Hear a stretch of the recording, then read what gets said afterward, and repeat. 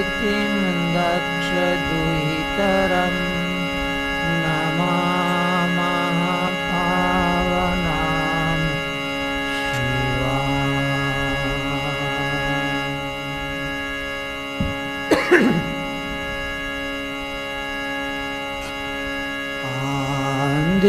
आदित्याय विद्महे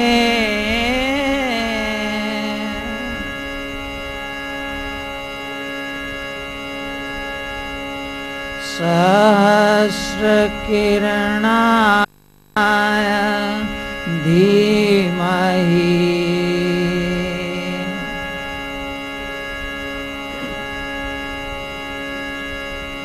तन्नः सूर्यः प्रचोदयात्।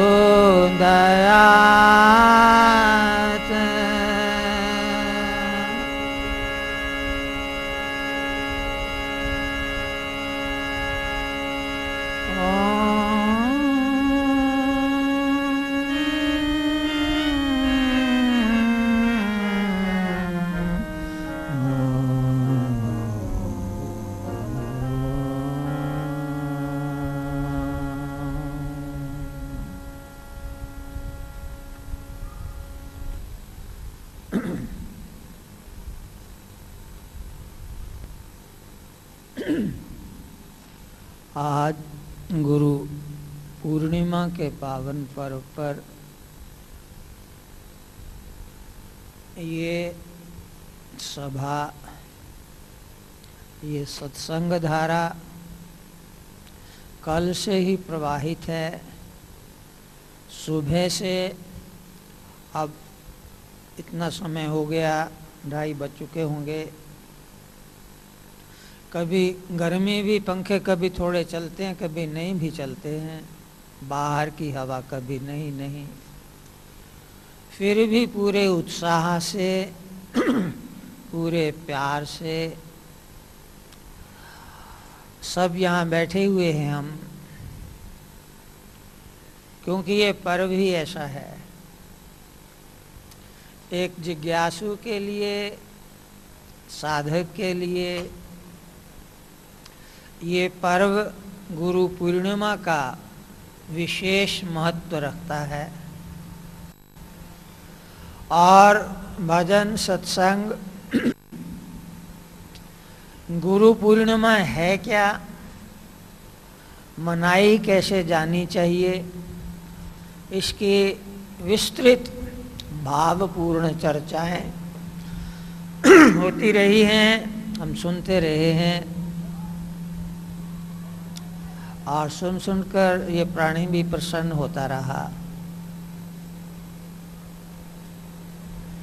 ऐसी चर्चाएं सुनकर लगता है अब बोलने के लिए कुछ शेष नहीं रहता।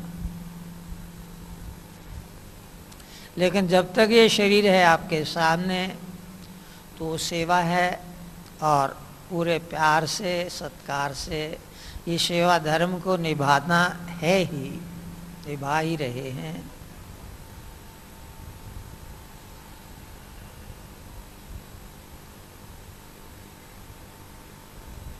अभी आप सुन ही चुके हैं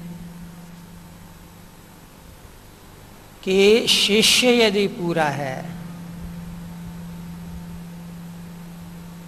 तो गुरु पूर्णिमा, हाँ, गुरु के द्वारा पूर्णत्व सहज ही मिल जाता है।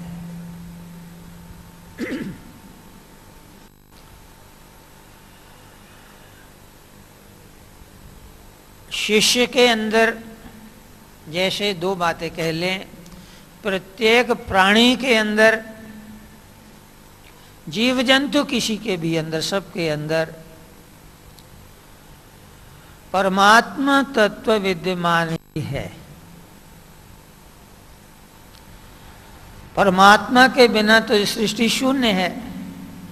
जितना ये नाम रूप का पसारा वो परमात्मा शिव शक्ति से ही उत्पन्न हुआ, उसी का सारा विस्तार,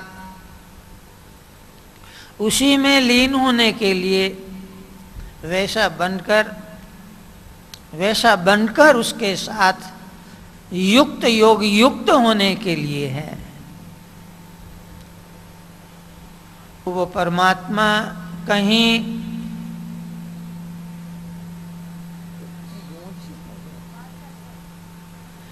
वो बीज रूप में है, कहीं वो प्रकट रूप में है, कहीं वो गुप्त रूप में है, कहीं वो विकसित हो रहा और कहीं वो पूर्ण प्रकाशित। तो ये उसी का खेल है। तो हम एक देखते हैं जहां वो परमात्मा की ज्योति शरीर के किसी केंद्र में पूर्ण प्रकाशित, और उस शरीर में जो रह रहा है उससे वो युक्त है, और वो प्रकाशित हुई ज्योति उसकी वाणी में, उसकी क्रिया में, उसके व्यवहार में भी प्रकट होती है। तो ऐसे महापुरुष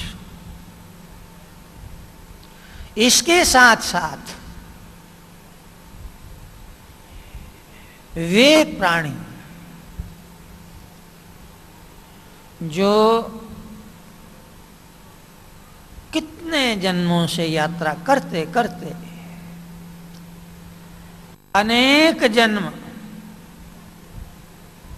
जन्मते मरते मानव शरीर मिले, फिर वहां भी कई बार जन्मते मरते, जिनके अंदर ये एक तड़प पैदा हो गई, ये एक जिज्ञासा, एक पुकार जैसी उठी कि मेरे अंदर जो छिपा परमात्मा, उसके साथ मैं भी युक्त हो सकूं, उसका साक्षात्कार मैं भी कर सकूं। ये दो बातें। एक तो वे जहां वो ज्योति प्रकाशित है, और दूसरे वे जिनके अंदर ये जिज्ञासा है, जिनके अंदर ये विवेक वैराग्यमयी एक इच्छा पैदा हुई है कि यदि मेरे अंदर भी वो परमात्मा है तो फिर मैं उसको क्यों नहीं प्राप्त हूं। जिसके अंदर ये तड़प पैदा हुई, अनुभवमयी तड़प, अपने ही जीवन के अनुभवों से पैदा हुई तड़प कि संसार के शब्द स्पर्श रूप रस गंध विषय धन मान पदार्थ बहुत मिले, बहुत उनका भोग किया, तृप्ति नहीं, शांति नहीं, तसल्ली नहीं हुई है। जिनके मन में यह तड़प है, ये भूख है, जो भूख विषय पदार्थों से तृप्त होने वाली नहीं है, जो ये जानते भूखिया भूख न उतरी जे बनना पुरिया पार, त्रिलोकी का सामान भी यदि मुझे मिल जाए तो मेरी भूख शांत नहीं हो सकती। जिसको ऐसा पता है, और फिर ये कैसे वो शांति मिले, कैसे वो परम शांति का रास्ता मिले। जब ये स्थिति आती है, बाहर के पदार्थों से तृप्ति नहीं होती। जैसे अभी आपने साध्वी जी से लाला जी की कहानी सुनी, इतने बड़े धनी धनी होते हुए भी मिल गया निस्सार, ना मिला तो भी ये अनुभव जन्य, विवेक जन्य, अनुभूति जन्य कि ये सब निस्सार। मिलने के बाद अनादि पदार्थ ये निर्णित सत्य कि विश्व में सुख नहीं, या नहीं भी मिला, शुरू से ही पूर्व जन्म संस्कारानुसार ये अंदर से ये आवाज जैसी कि बिना परमात्मा की प्राप्ति किए पूर्ण शांति आनंद सुख नहीं मिल सकता। तो ऐसे जो दो व्यक्ति हैं,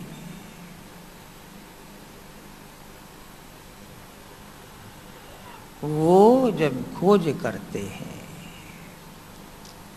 कौन से दो व्यक्ति? जो मिला बहुत कुछ और जान लिया कि ये पूर्ण शांति नहीं दे रहे हैं। ऐसा व्यक्ति तो सबको ही होगा। बचपन में ना सही, युवावस्था में हो सकता है, प्रौढ़ावस्था में हो सकता है, वृद्धावस्था में तो सबका अनुभव हो ही सकता है यदि वो सत्संग को हृदय में धारण कर ले। कोई भी किसी में भी ऐसा निश्चय हो ही सकता है कि परमात्मा की प्राप्ति किए बगैर पूर्ण शांति नहीं। दूसरे, पिछले जन्मों के संस्कार ही इतने प्रबल हैं, संसार में जन्म तो हुआ और अंदर कुछ तड़प है और विषयों की ओर आकर्षण है नहीं, क्योंकि उन्हें पता है इनमें सुख नहीं है। देख रहे हैं सारी दुनिया, अपने अनुभव ने दुनिया भर के अनुभवों के आधार पर। तो ऐसे जो दो व्यक्ति वो शिष्य बन जाते हैं, वो शिष्य बनने के अधिकारी हैं। और ऐसा व्यक्ति जब गुरु की शरण में जाएगा तो निश्चित ही गुरु पूर्णिमा होगी।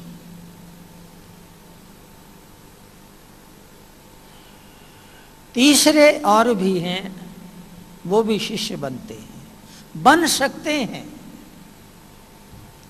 जैसे वो दृष्टांत भी आप सुन ही रहे थे, अर्जुन का दृष्टांत है। अर्जुन ऐसे वातावरण में घिरा हुआ है, युद्ध जैसा युद्ध वाला वातावरण, और वहां पर वो भयभीत है, डरा हुआ है। ये मेरे सगे संबंधी, इनके साथ लड़ाई मोह के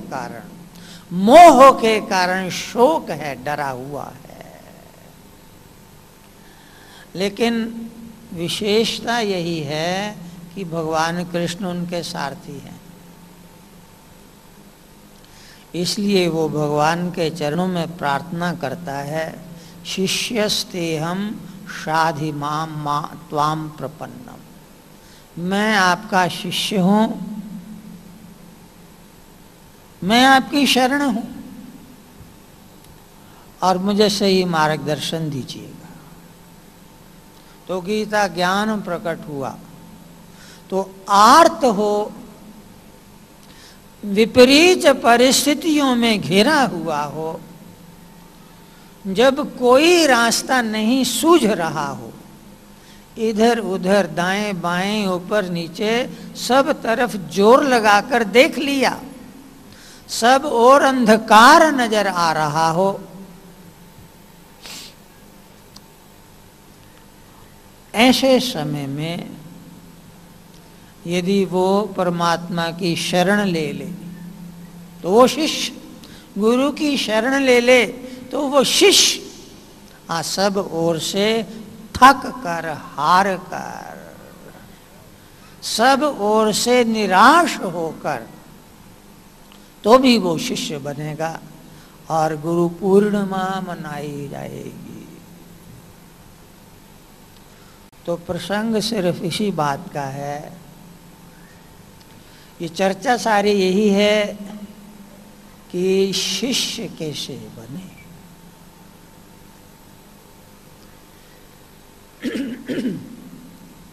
अंदर अपने शिष्य बोध, शिष्यत्व वो बीज रूप में तो है, उसको कैसे प्रकट करें। उसको प्रकट करने के साधन हैं, निष्काम सेवा है, सत्संग है। दो ही साधन है, निष्काम कर्म या सेवा और फिर है सत्संग।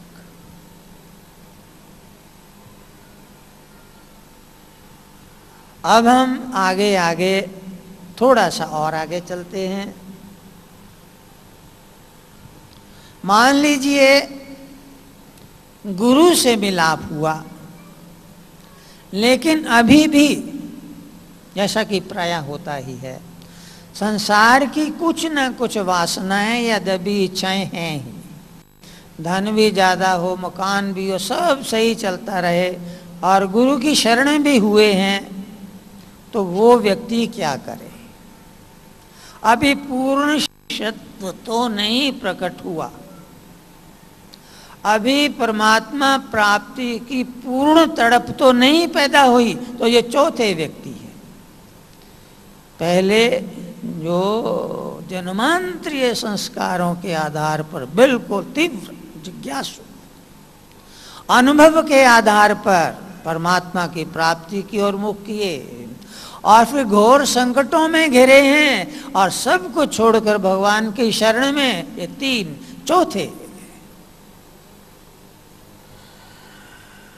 शरण में तो हैं गुरु परमात्मा के,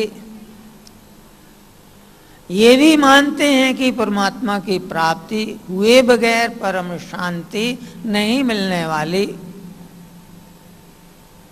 लेकिन अभी कुछ ऐसी प्रबल इच्छाएं हैं ही जो उनके बस में नहीं है।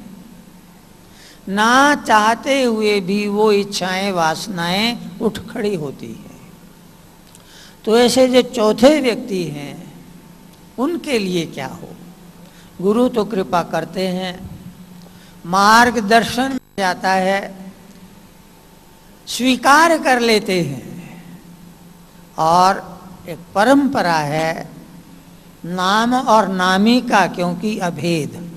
परमात्मा का नाम और परमात्मा वस्तुतः दोनों एक, जैसे बीज और वृक्ष, जैसे बीज और वृक्ष दोनों एक हैं, इसी प्रकार नाम और परमात्मा भी दोनों एक हैं। तो नाम मिला, नाम दान हुआ, तो उन शिष्यों का कर्तव्य ये होना चाहिए, धर्म ये होना चाहिए कि नियमित अभ्यास करें, कम से कम 1 घंटा या दशमांश। दशमांशा कितना होता है 24 घंटे का? 2 घंटे कितने, 40 मिनट हो गए, तो दशमांश तो श्वासों का निकालें तो वे भी पूर्ण शिष्य बन सकेंगे। हाँ, ये तो भी जरूरी है। यदि सचमुच चाहते हैं कि अंदर वो शिष्यत्व, वो बोध जागृत हो जाए, गुरु पथ पर हम आरूढ़ हो जाए, तो पहले नंबर पर ये काम। खाना छूटता है तो छूट जाए, नींद टूटती है तो टूट जाए। हाँ, 2 ही चीजें। बाकी अब ये नहीं कहते दुकान का काम नहीं करो, बच्चों की पालना नहीं करो, धन नहीं कमाओ, कारोबार नहीं करो, खूब करो। तो 2 अथवा 3 चीजें कह रहे हैं। खाना छूटता है तो छूट जाए, कोई बात नहीं, कोई फर्क नहीं पड़ेगा। अभी सोमा की भक्त की कहानी सुनी आपने, पानी पीकर गुजारा कर लेंगे।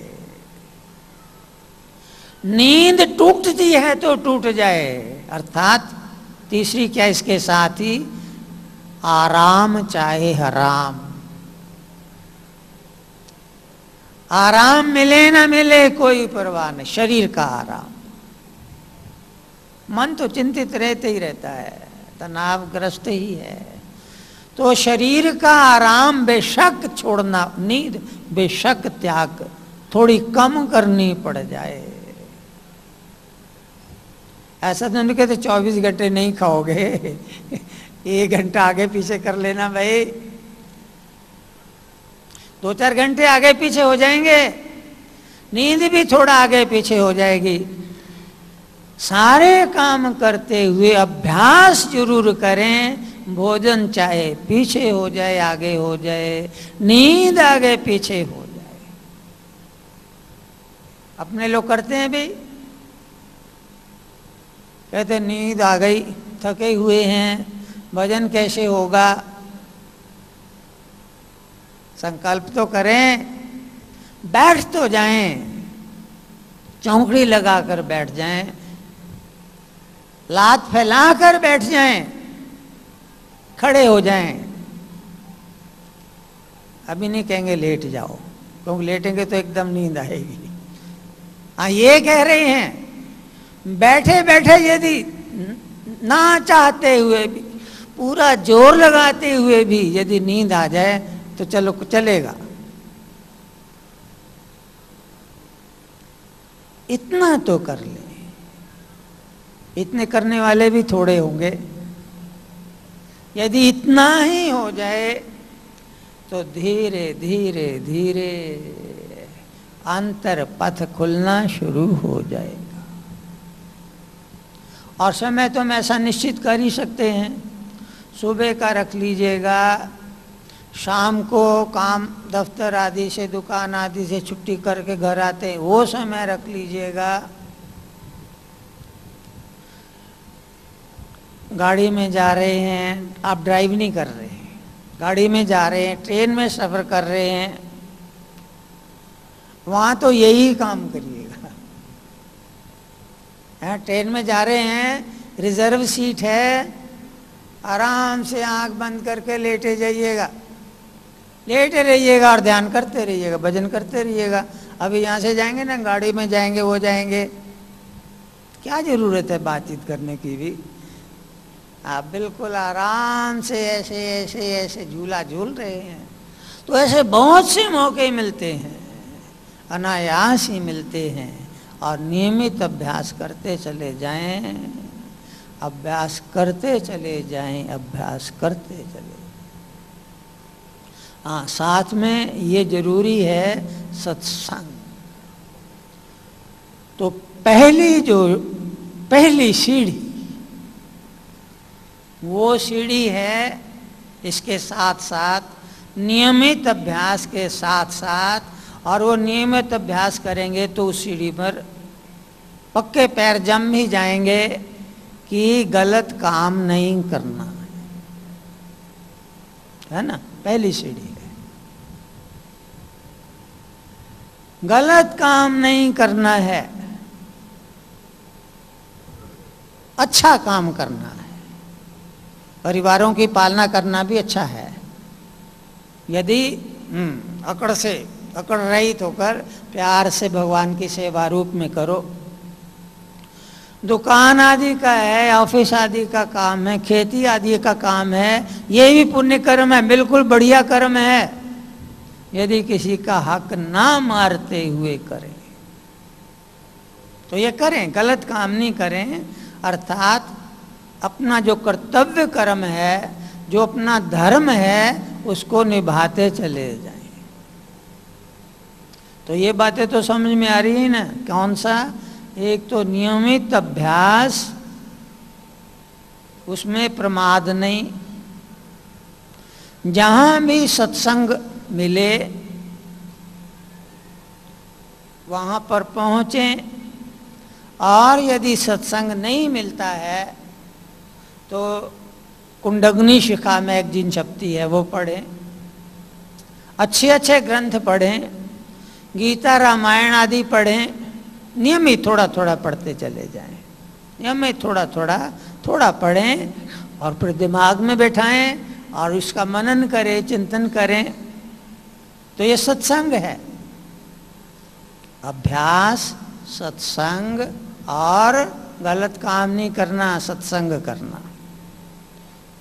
ये पहली सीढ़ी है। यदि इस सीढ़ी पर पूरे पैर जम गए तो निश्चित ही ये दुखों का चक्कर खत्म होने के सुनिश्चित सुदृढ़ जहाज पर सवार हो जाएंगे। फिर पीछे मुड़ने वाली बात नहीं रहेगी। यात्रा आगे ही आगे चलेगी, आगे आगे बढ़ेगी। बहुत लोग हैं, बहुत साधक हैं जो इस प्रकार का जीवन जी रहे हैं। अपनी समझ में कोई गलत काम नहीं करते, अच्छे कर्म ही कर रहे हैं, लेकिन इसी जन्म में, इसी जीवन में यदि और अगला चला शरीर रहते ही, वो थोड़ा कठिन हो सकता है। लगाने के लिए तैयार हैं यदि, तो पहला क्या था? गलत काम नहीं करना, और दूसरा सही काम भी नहीं करना।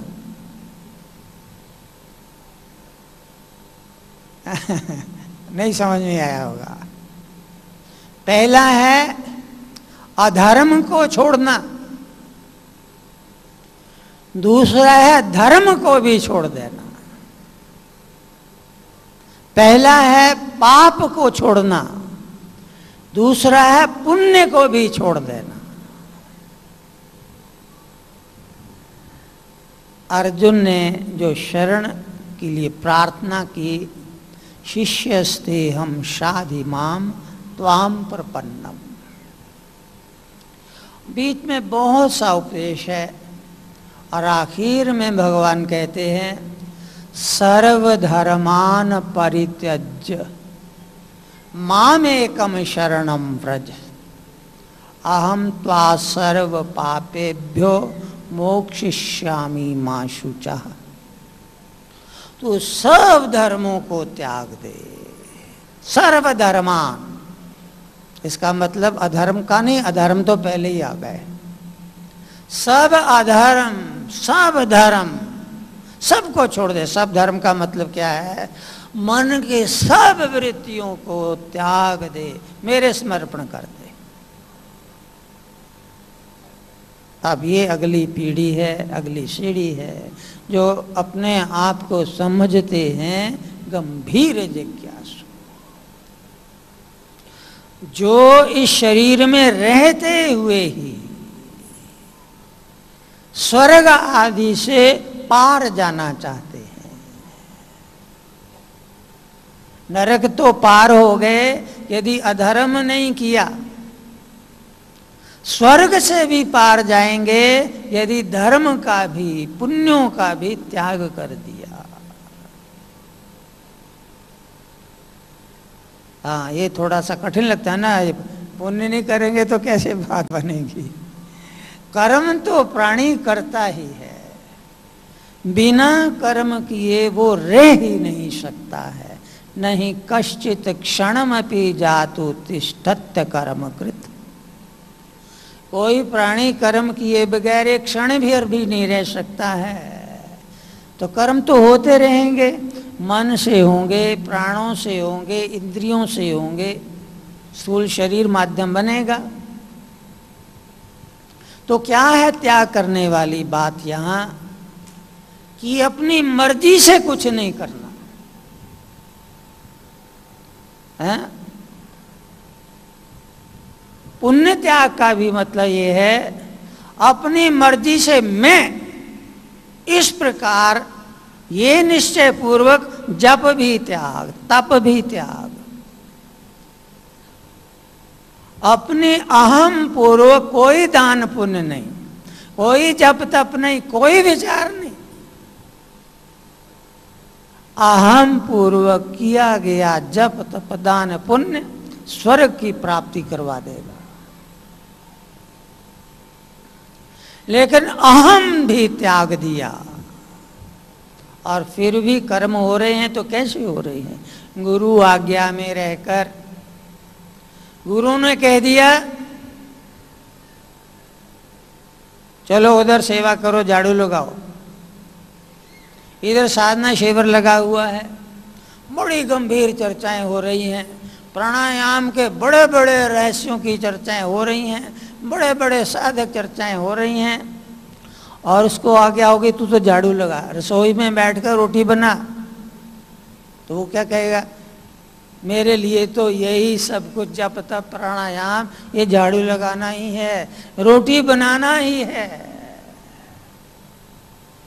और खुशी से, ये नहीं कि मैं तो आपकी आज्ञा पालन कर लिया है, वो मजबूरी में नहीं, मैं अहम, आपने कहा था इस वास्ते मैंने कर लिया,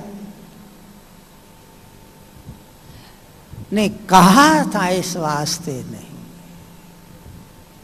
मजबूरी में नहीं, बुद्धिवाद नहीं, अहम ही नहीं।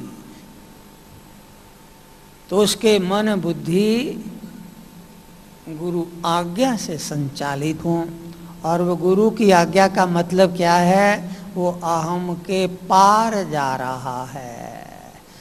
देखा जाए तो परमात्मा और अपने बीच में दीवार और तो कोई है नहीं, अहम की ही दीवार है।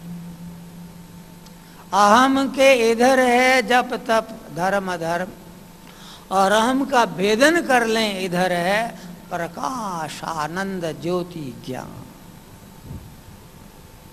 स्वामी सुरेंद्रपुरी ने शुरू में कहा गुरु पूर्णा गुरु पर्व कैसे मनाए जाएं? हद को पार करके, हद बंदियां घेरे, अमुक त्योहार हिंदुओं का, अमुक त्योहार सिखों का, अमुक त्योहार ईसाइयों का, अमुक त्योहार मुसलमानों का, लेकिन ये गुरु पूर्णिमा ये किसका है? जो हद बंदियों से, हद बंदी से पार है। मैं ये शरीर नहीं हूं, ये त्योहार उसका है जो सीधा परमात्मा सब धर्मों में, सब संप्रदायों में, सब परंपराओं में जो एक ही परम ज्योति विद्यमान है, उससे जो मिलने का इच्छुक है, जो हद बंदियों को तोड़ना चाहता है, उसका ये त्योहार है। वो कैसा होगा? अभी ये दूसरा स्तर है, वो सीधा गुरु से मेल कराने वाला है। अधर्म का त्याग, फिर धर्म का भी त्याग। यहां पर ये एक बात समझ लें, यदि कहें हम अपने अहम का ही त्याग करें, फिर हम क्या रहे? हमारी कोई लाइफ हुई? हमारा क्या जीवन हुआ? हम स्वतंत्रता खो बैठेंगे, हम पराधीन हो जाएंगे, हम तो रहे ही नहीं। हमारी क्या लाइफ हुई? हमारा क्या जीवन हुआ? हम तो कुछ रहे ही नहीं। हाँ, ये पाश्चात्य चिंतन है, ये भारतीय सनातन संस्कृति की अद्भुत देन है। गुरुवाद जो परमेश्वर तत्व है, लेकिन आजकल ये विचार है गुरुवादी शरण में नहीं जाने के। टीचर हैं भाई, शिक्षक हैं, उनसे बात पूछ लेंगे, सुन लेंगे, साधना कर लेंगे, लेकिन ऐसी साधनाएं अहम के आश्रित ही प्राय होती हैं। तो गुरु में अहम के समर्पण किसका? मलिन अहम जो है, जो समझ लीजिए, जब भी हम अहंकार की बात करते हैं तो वो मलिन अहंकार है। जो अहंकार देह, मैं ये शरीर हूं, अनात्म शरीर ये मैं हूं, ये जन्मने वाला शरीर, मरने वाला शरीर ये मैं हूं, ऐसा जो अहम है उसकी बात करते हैं, उसका समर्पण मलिन अहम का समर्पण। और जब मलिन अहम का समर्पण होता है तो शुद्ध अहम प्रकट होता है। गुरु माध्यम बनते हैं, गुरु के माध्यम से अहम मलिन का समर्पण किया तो शुद्ध अहम, वास्तविक अहम, ज्योतिर्मय ज्ञान में वो जगता है। एक और तो वो अहम है, जिसको कहते ये अहम को छोड़ देंगे तो गुलाम बन जाएंगे। अभी गुलाम हैं, विषयों के गुलाम हैं, धन मान पदार्थों के गुलाम हैं, राग द्वेष निंदा के गुलाम हैं। अभी क्या अहम है, क्या जीवन है, कैदियों जैसा जीवन है।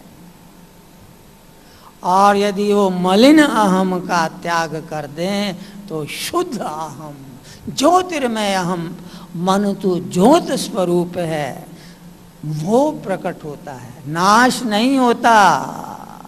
अनंत शाश्वत नित्य शुद्ध सत्व अहम का प्रकट होता है, जो ब्रह्म से जुड़ा हुआ है। तो ये गुरु के माध्यम से ही है, करेगा वो सब कुछ। धर्म मूर्तिमान होकर उसमें से प्रकट होगा, सहज होगा। अभी तो जो अहम जन्य ऐसी पुण्य पाप, उनको छोड़ना है। ये दूसरा चरण है, जो इसी जीवन में परमात्मा की प्राप्ति करना चाहते हैं। एक छोटा सा दृष्टांत दे देंगे।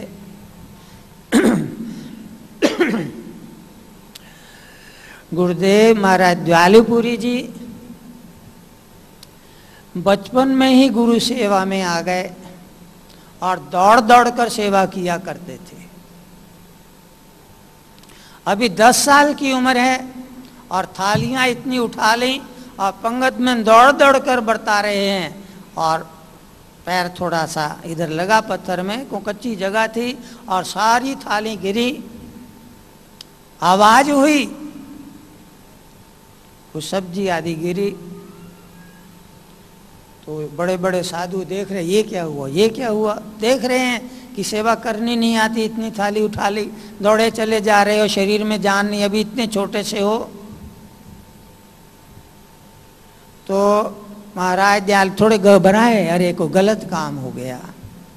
कमली वाले वहां पर कुर्सी पर बैठे हो कहते हैं, चाहे सारी थालियां टूट जाएं, किसी का दिल नहीं टूटना चाहिए। बेशक थालियां टूट जाएं, लेकिन सेवा करते चले जाओ। सेवा करने में जिसका उत्साह है, उसके उत्साह को और बढ़ाते चले जाएं। ये काम खराब कर दिया, गलत कर दिया, ऐसा नहीं। जानबूझकर कोई गलत काम नहीं करे, जानबूझकर गलत काम नहीं करना है, और पूरे उत्साह से शुभ कर्म करते जाना। ये पहला चरण। छोटी सी 10 वर्ष की उम्र, धीरे धीरे ऊपर बढ़ते गए, आगे बढ़ते गए, उम्र भी बढ़ी और साधना पथ भी पर चढ़े।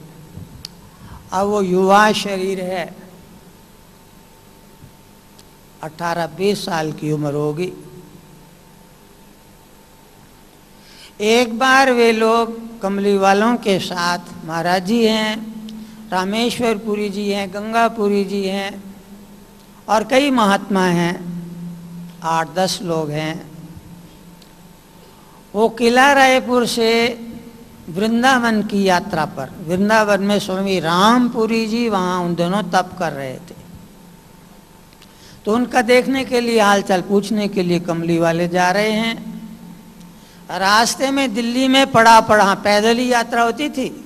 किला रायपुर से पैदल चले, रोज चलते चलते अब दिल्ली में पड़ा। तब की दिल्ली पुरानी, कोई बस्ती दूर दूर जहाँ ठहरे। तो एक मूलचंद नाम के भक्त, उनको पता लग गया, वो रात को खाना लेकर आए, सारा सामान, क्योंकि साथ ही थालियाँ, गिलास, सब्जी, जो कुछ भी, बड़े प्यार से उन्होंने भोजन बनाया। सबको प्यार से शाम का, रात का भोजन करवाया, और सब ने आराम से भोजन किया। और स्वामी जी बढ़ चढ़कर, महाराज जी बढ़ चढ़कर भोजन करवा रहे हैं, सेवा करवा रहे हैं।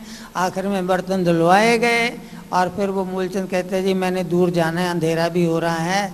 स्वामी जी को कहते हैं कि ये सेवक बहुत सेवा करता है, चलो इसको कहें कि ये जो बर्तन है वो थोड़ा सा दूर जाना है तो ये बर्तन मेरे घर तक छुड़वाओ।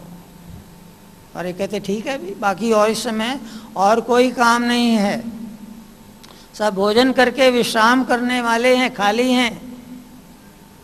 तो उन्होंने बर्तन उठाए और चल पड़े। बर्तन लेकर साथ मूलचंद के उनके घर तक गए और फटाफट दौड़े वापस आए और देर हो गई थी थोड़ा। कमली वाले विश्राम के लिए अपने कक्ष में गए। महाराज जी की सेवा थी कि सोने से पहले कमली वालों के पीठ पर मालिश चरण सेवा किया करते थे।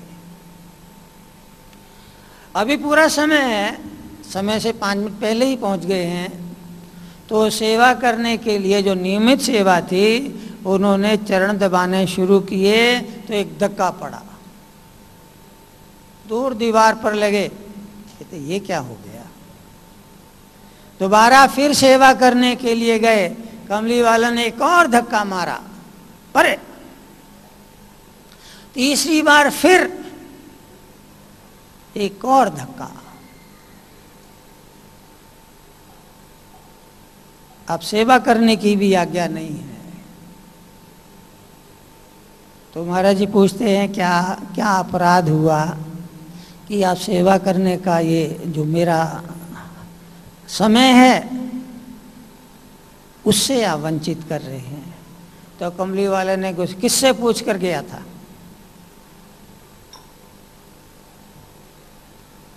जाओ जाके पढ़ रहो, जाओ जाके सो जाओ, बस इतना ही 2 शब्द।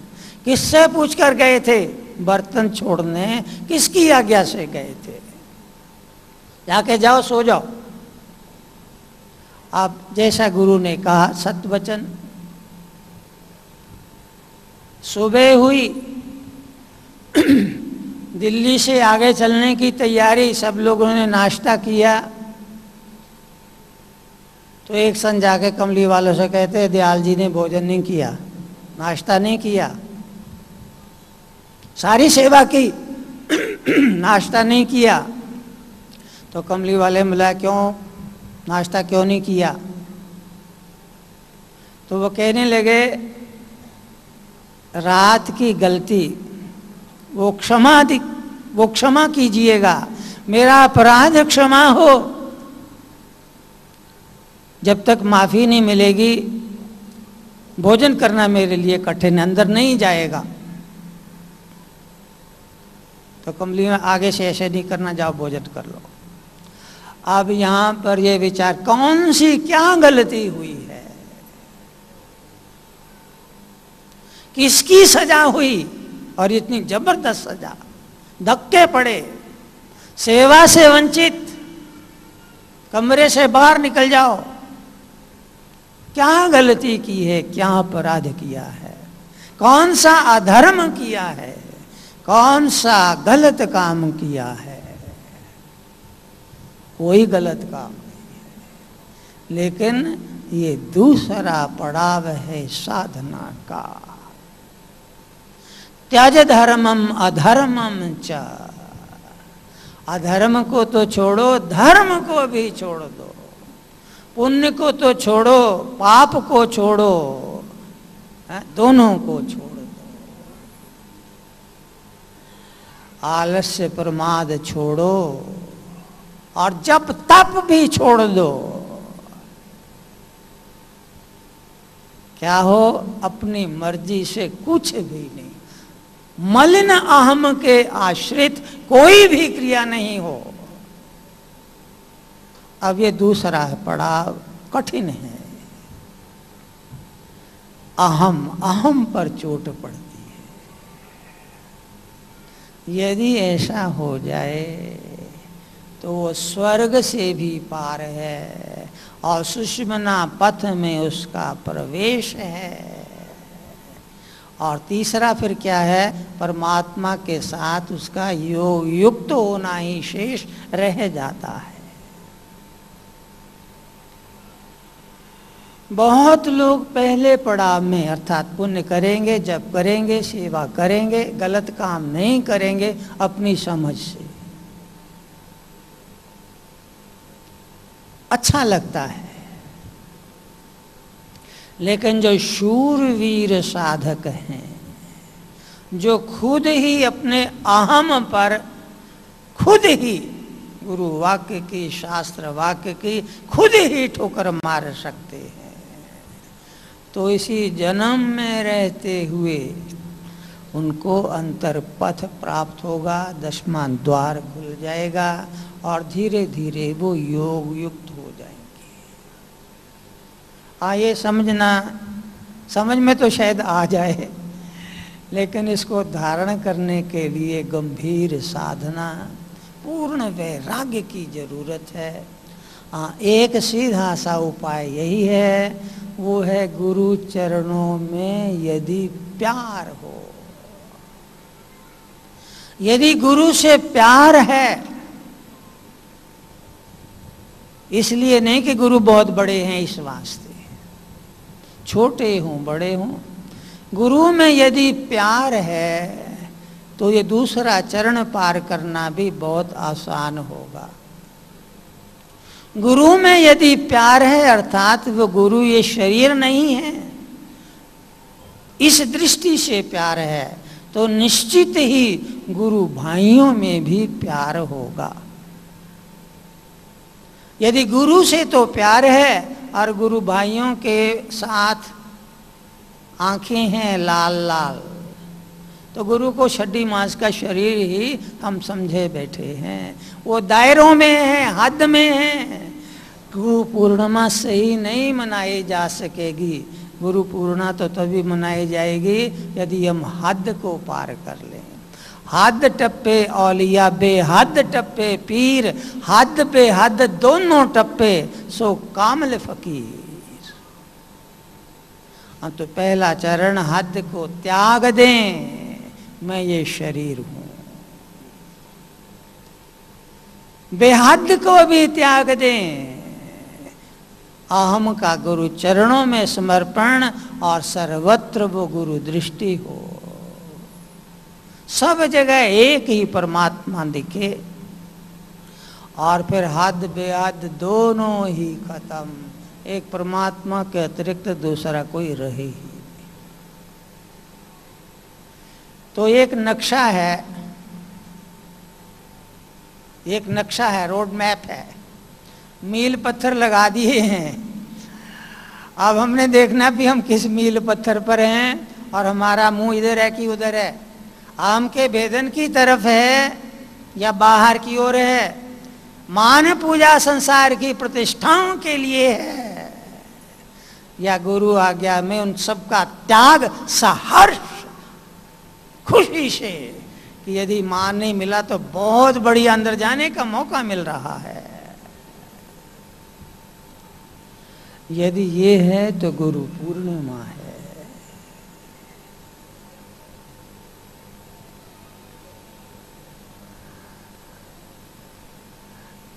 इस बार की कुंडग्नि शिखा में एक लेख लिखा है, लाठी कोई ना पकड़े रहे। जो पहले साधक हैं, जो गलत काम नहीं करते, साधन करते हैं, वो लाठी को पकड़े, ठीक है, मंत्र है, शरीर का सानिध्य है, लाठी है एक, उसको पकड़े हैं, धीरे धीरे चल रहे हैं। लेकिन जो गहरी छलांग लगाना चाहते हैं, एकदम ऊपर की सीढ़ी चढ़ना चाहते हैं, तो धर्म अधर्म दोनों का त्याग, सब लाठियों का त्याग, बाहर के पाप पुण्य सब से ऊपर यदि उठ सकते हैं, छलांग लगा सकते हैं, तो 10वां द्वार खुलने का रास्ता मिलता है। अपनी मर्जी नहीं, सब तेरी मर्जी हो। यदि ऐसा हो जाए तो सीधा अंदर का रास्ता मिलेगा। लेकिन ऐसा ना हो कि अपनी मर्जी जब तक है थोड़ी बहुत तो पूजा पाठ है, और यदि अपनी मर्जी नहीं हुई तो वो पूजा पाठ भी छोड़ दिया। जब तक अपनी मर्जी है तो अच्छे काम कर रहे हैं, और जब अपनी मर्जी नहीं तो पूजा, सही काम करना भी छोड़ दिया, गलत काम उल्टे सीधे मन मर्जी के कार्य करने लगते।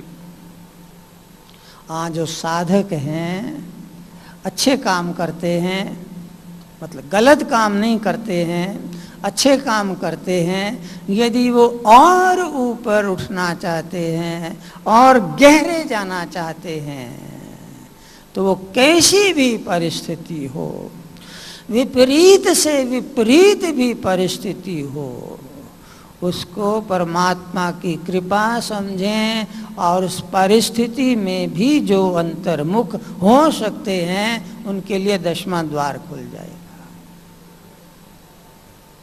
तो वो पूर्ण गुरु कृपा मना सकेंगे। इतना कहकर ये बातें समाप्त करते हैं और धुन लगाएंगे।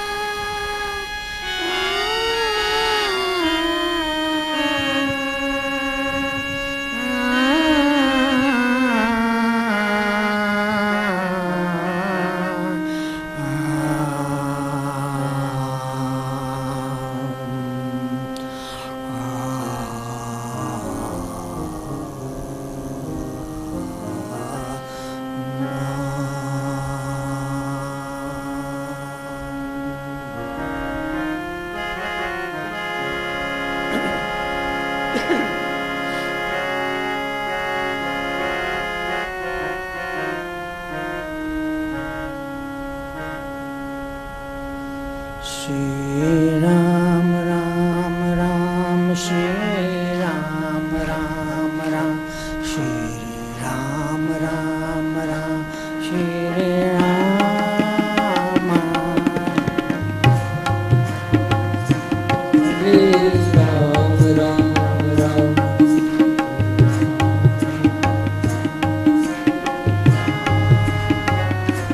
Shri Ram Ram Ram Shri Ram Ram Ram Shri Ram Ram Ram Shri Ram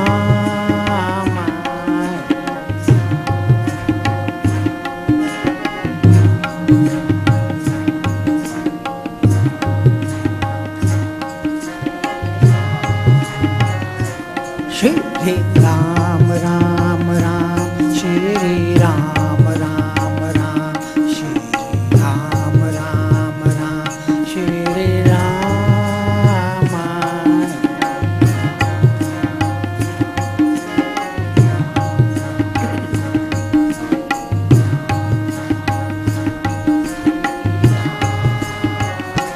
Shri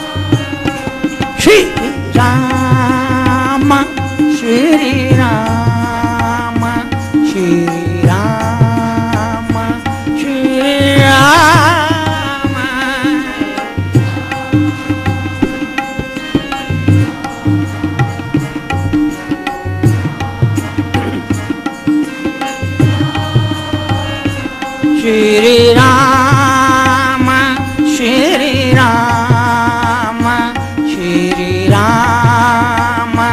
Shri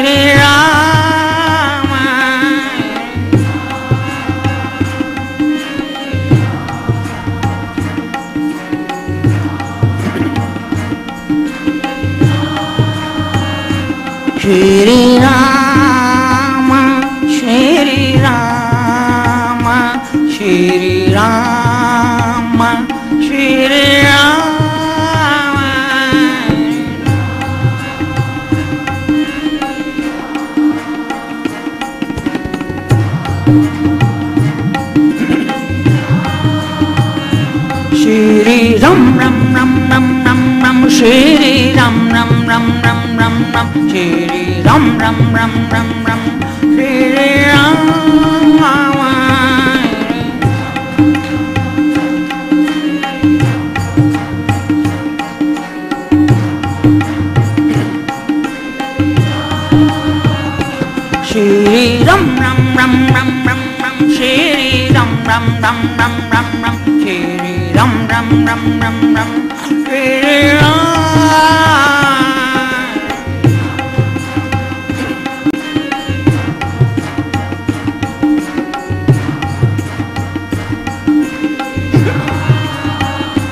Shri Ram Ram Ram Ram Ram Ram Shri Ram Ram Ram Ram Ram Ram Shri Ram Ram Ram Ram Ram Ram Shri Rama.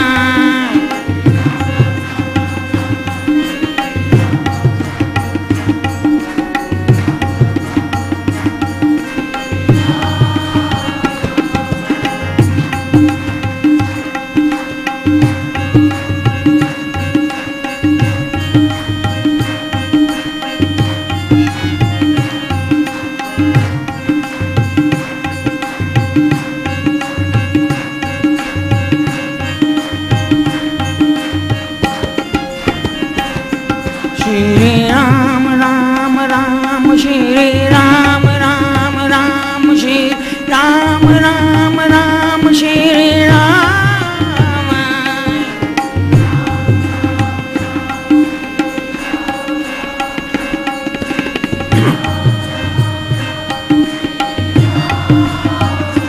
Shri Ram Ram Ram Shri Ram Ram Ram Shri Ram Ram Ram Shri Ram.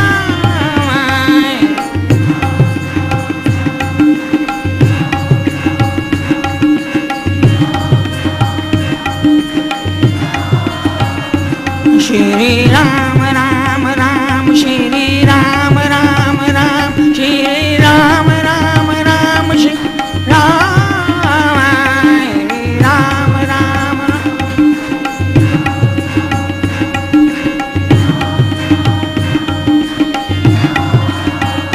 Shri Ram Ram Ram Shri Ram Ram Ram Shri Ram Ram Ram Shri Ram.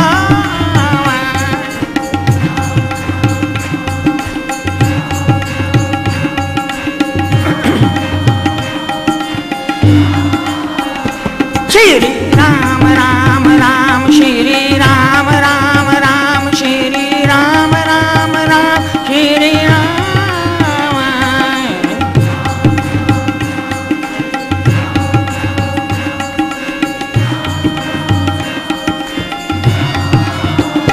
Shri Ram Ram Ram Shri Ram Ram Ram Shri Ram Ram Ram Shri Ram.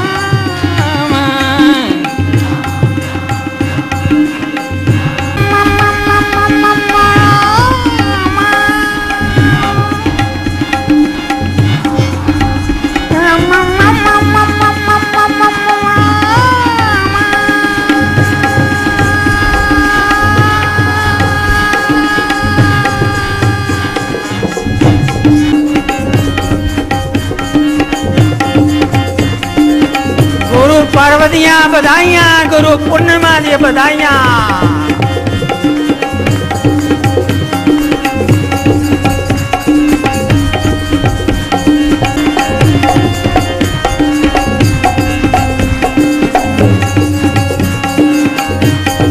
वाह वाह वाह वाह वाह वाह। वाहेगुरु वाहेगुरु वाहेगुरु वाहेगुरु वाहेगुरु वाहेगुरु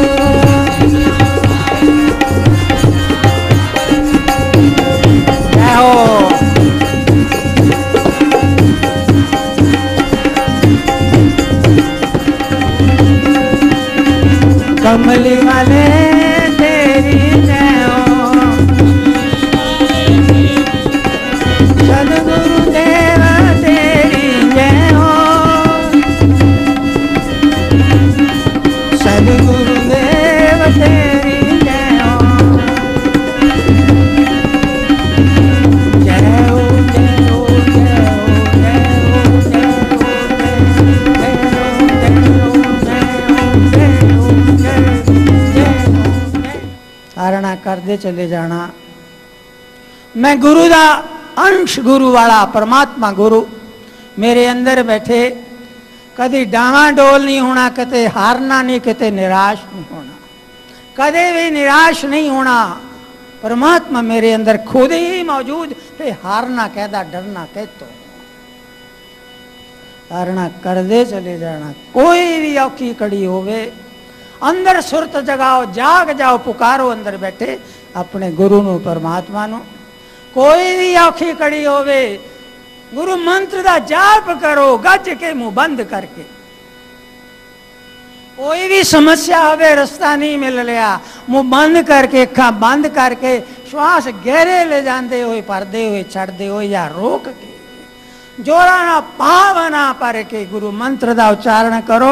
आवाज बाहर ना आवे, आवाज सीधी ऊपर पहुंचेगी, रास्ता खुल जाएगा अंदर का। ये वास्ते अभ्यास लगातार करते चले जाओ। जब सहज सब कुछ है, अभ्यास करो। औखी कड़ी होवे तो अभ्यास अपने आप चले, और भी ज्यादा चले, तो गुरु पूर्णिमा कर बैठे ही मनाई जाएगी। एक निश्चय कर लो, नुक्ता तारण कर लो। कोई भी औखी कड़ी होवे, जिन्नी भी औखी कड़ी, उन्ना ही अंदर जाने का रास्ता खुलने का मौका। जिन्नी भी विपरीत परिस्थिति, उन्हें परमात्मा ना प्यार कबील करन दा मौका। जे सौखी कड़ी है तो नच के करो, हस के करो गुणगान परमात्मा दा। जे औखी कड़ी है तो रो रो के, तड़प तड़प के करो गुणगान परमात्मा दा। हसदियां रोंदियां, सौंदियां जागदियां, कदी भूल न जाए मैनू मेरा प्यारा गुरु नाम। ये सब तो बड़ा संगी साथी मित्र डॉक्टर वैद मेरा गुरु नाम। ये गुरु दा रूप है गुरु नाम, कदी में तो बिछुड़ ना जावे। यही धारणा करने के अंदर दा रास्ता सबनों मिले। सर्वे भवन्तु सुखिनः, सर्वे सन्तु निरामयाः, सर्वे भद्राणि पश्यन्तु, मा कश्चित् दुःखभाग् भवेत्।